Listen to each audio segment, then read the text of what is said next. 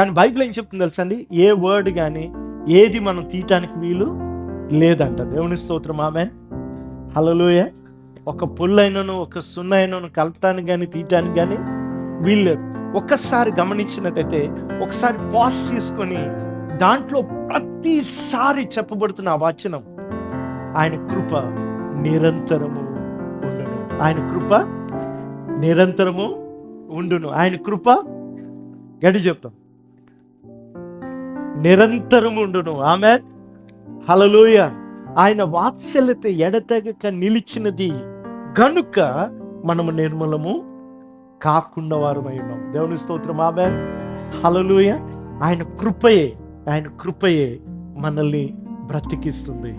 ఆయన కృప ద్వారా మన జీవితంలో ఇంతవరకు మనం రాగలిగాము. దేవుని స్తోత్రం, ఆమేన్, హల్లెలూయా.